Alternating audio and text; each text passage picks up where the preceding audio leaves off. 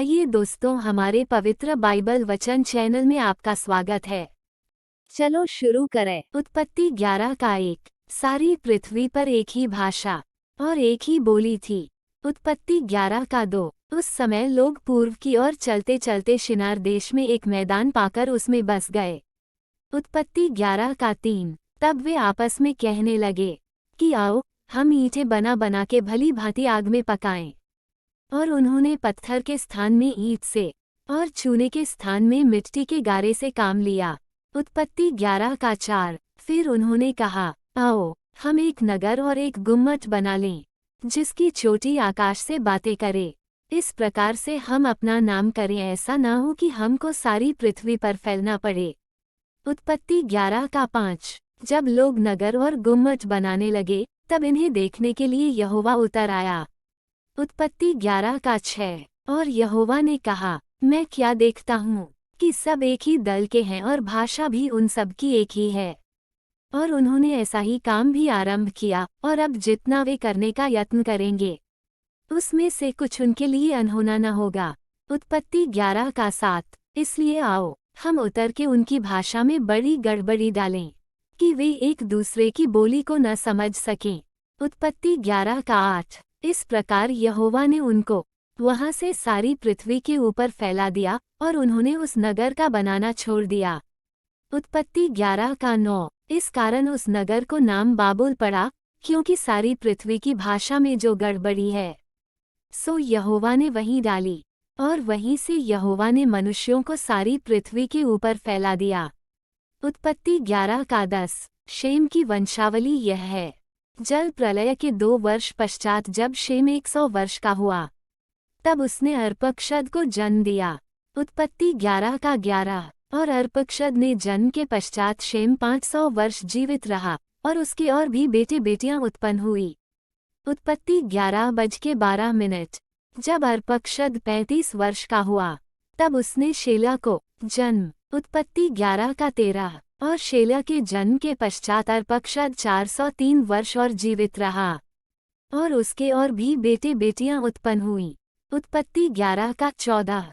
जब शेला 30 वर्ष का हुआ, तब उसके द्वारा एबेर को जन्म हुआ। उत्पत्ति 11 का 15। और एबेर के जन्म के पश्चात शेला 403 वर्ष और जीवित रहा, और उसके और भी बेटे बेटियां उत्पन्न हुई। उत्पत्ति 11 का 16। जब एबेर 34 वर्ष का हुआ, तब उसके द्वारा पेलेग का जन्म हुआ। उत्पत्ति 11 का 17। और पेलेग के जन्म के पश्चात एबेर 430 वर्ष और जीवित रहा, और उसके और भी बेटे बेटियां उत्पन्न हुई। उत्पत्ति 11 का 18। जब पेलेग 30 वर्ष को हुआ, तब उसके द्वारा रू का जन्म हुआ। उत्पत्ति 11 का 19। और रू के जन्म के पश्चात पेलेग 209 वर्ष और जीवित रहा, और उसके और भी बेटे बेटियां उत्पन्न हुई। उत्पत्ति 11 का 20। जब रू 32 वर्ष का हुआ, तब उसके द्वारा सरूग का जन्म हुआ। उत्पत्ति 11 का 21। और सरूग के जन्म के पश्चात रू 207 वर्ष और जीवित रहा, और उसके और भी बेटे बेटियां उत्पन्न हुई। उत्पत्ति 11 का 22। जब सरूग 30 वर्ष का हुआ, तब उसके द्वारा नाहोर का जन्म हुआ।